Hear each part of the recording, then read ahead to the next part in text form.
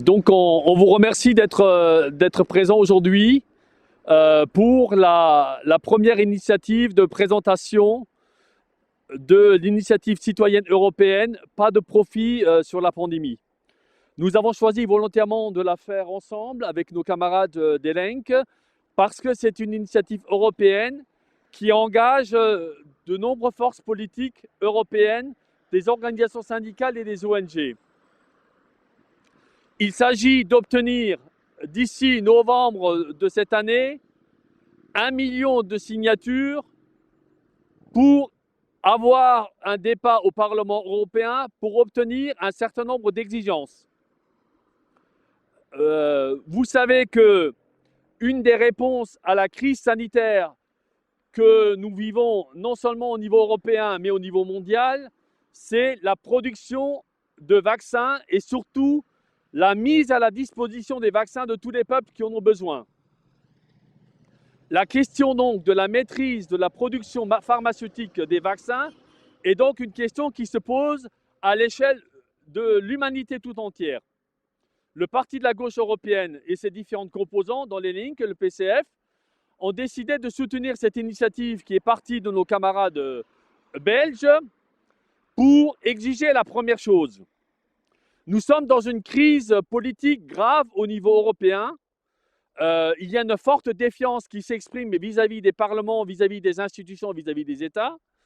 Et cette crise est renforcée par l'insuffisance de transparence sur les conditions de production des vaccins.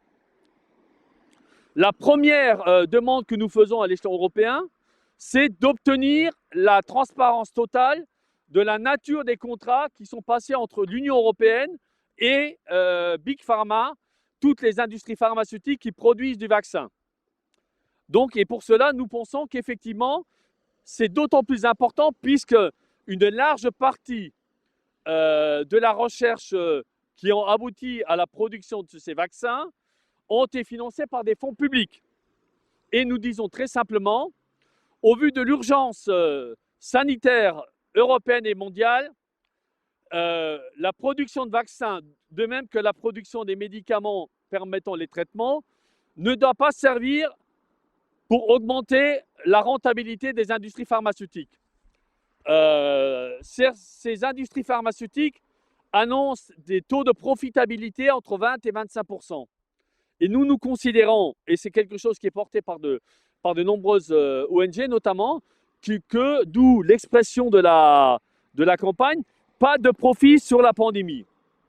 Les entreprises pharmaceutiques ne doivent pas se remplir les poches sur une urgence sanitaire.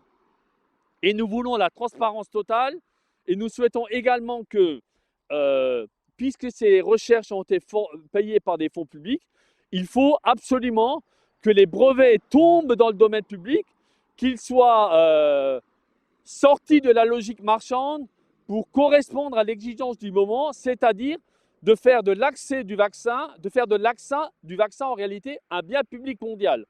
Donc, plutôt que d'être dans une logique de compétition, de concurrence entre les différentes industriels, nous pensons qu'il faut aller sur une logique de maîtrise publique à l'échelle européenne pour qu'il y ait transparence totale, je l'ai dit, non seulement des contrats, mais aussi pour sortir ce vaccin de la marchandisation du médicament.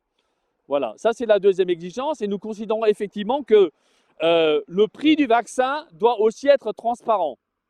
À l'heure actuelle, même nos députés au Parlement européen n'ont pas eu accès à l'intégralité des contrats qui sont passés entre Big Pharma et l'Union européenne.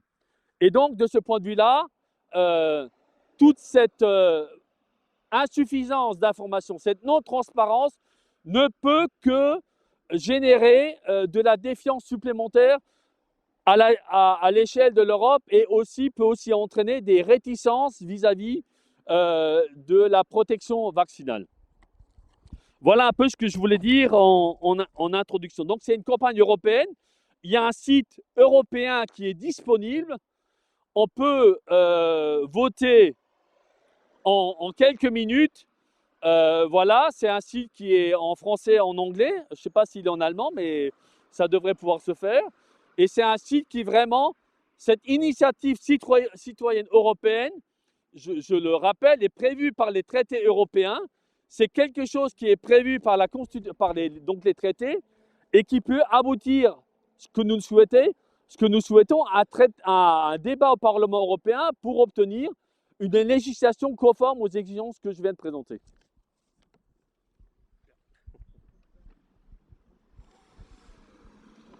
Merci, merci Jacques. C'est difficile de rajouter quelque chose parce que Jacques a vraiment très bien résumé la problématique et puis aussi l'initiative que nous soutenons aussi en tant que Daylink, et on est aussi très heureux que le PCF de Moselle nous ait conviés à cette action, et il y en aura encore d'autres aussi avec des camarades d'autres pays, en tout cas d'autres régions frontalières. Depuis quasiment un an, le débat public, il est surtout dominé par les discussions qui se posent par rapport aux différentes mesures qui sont prises ou qui n'ont pas été prises ou qui devraient être prises, etc., etc. Même au Luxembourg, évidemment, on y participe. Malheureusement, le débat public, il ne se concentre pas sur les questions fondamentales. Les questions fondamentales qui sont celles, justement, et Jacques en a déjà parlé, sur la logique marchande qui continue à dominer. On pourrait longtemps parler des origines de la pandémie, d'un commerce international débridé, etc. Tout ça est lié. Et le problème, c'est que aussi dès le début de la pandémie, il y avait l'espoir, surtout à gauche aussi, de dire qu'on va en tirer les leçons et que ce sera peut-être aussi l'occasion de construire une société qui fonctionne selon d'autres règles. On entend souvent aussi les gouvernants parler d'une nouvelle société qui va se faire, mais selon leur logique à elles, et je crois qu'elle n'est pas du tout souhaitable. Et donc, on voit très bien que les différents gouvernements et l'Union européenne de manière générale n'arrivent pas véritablement à endiguer cette pandémie, notamment parce que les mesures qui sont prises le sont du haut vers le bas.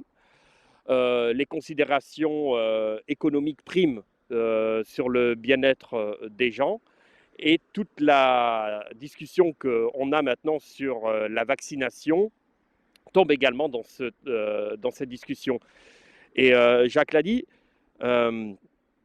la question des vaccins, parce qu'on dit souvent, oui, mais quand même, les grandes entreprises pharmaceutiques, elles ont investi, c'est elles qui produisent les vaccins. Et en réalité, et ça ne concerne pas que le domaine de la pharmaceutique, les recherches qui ont été faites en amont sont massivement financées par les fonds publics, puisque il faut déjà commencer par former des gens qui en soient capables. Et ensuite, la recherche publique, ça existe également. Et ensuite, c'est à partir de ça que des laboratoires privés peuvent également développer leurs médicaments ou leurs vaccins.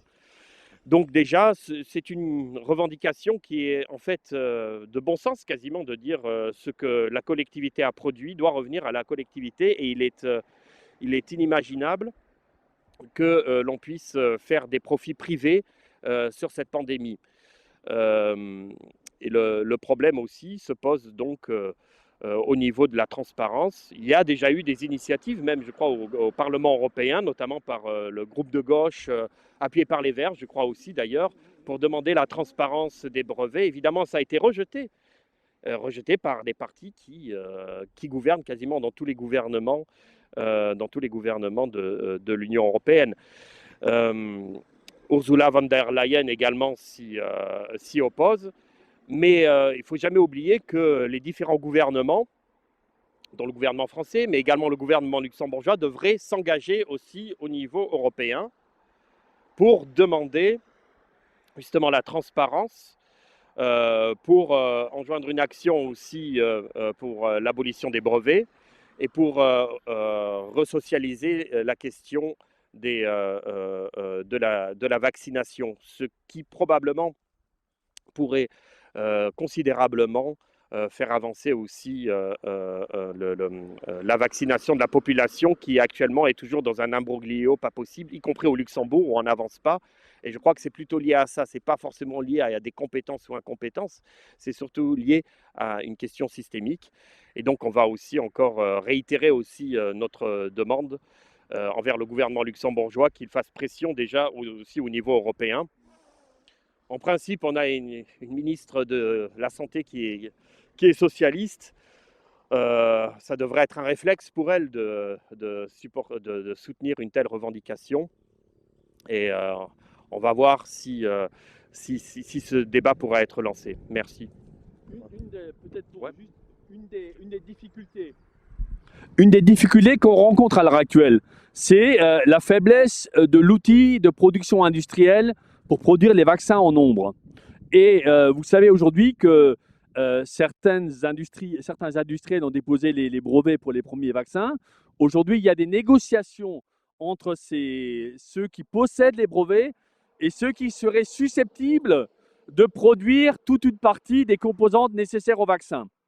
On voit bien que ce qui coince à l'heure actuelle dans les négociations, c'est le partage du bénéfice.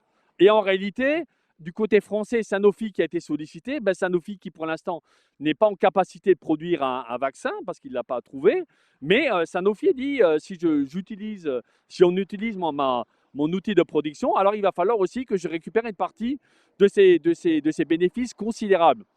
J'ajoute aujourd'hui qu'à l'heure actuelle, y compris dans nos États respectifs où il y a quand même une administration sociale importante, des organismes de protection sociale qui ont été obtenus de haute lutte. À l'heure actuelle, même dans les organismes de protection sociale, on ne connaît pas le mécanisme de la formation du prix du vaccin et de sa facturation. Ce n'est pas une question secondaire à un moment où, y compris, tous les pays européens sont confrontés à plus ou moins grande échelle sur une difficulté des finances publiques. Donc, il s'agit à la fois d'une question, d'abord la première chose, c'est démocratie, enjeu démocratique, enjeu sanitaire et enjeu y compris sur enjeu égalitaire. Notre initiative à nous n'est pas une initiative franco-luxembourgeoise ou européenne, c'est une initiative qui a aussi une vocation internationale puisque pour l'heure, de très nombreux pays européens, mondiaux, africains, ne peuvent pas accéder au vaccin parce que le coût du vaccin ne leur rend cet accès impossible.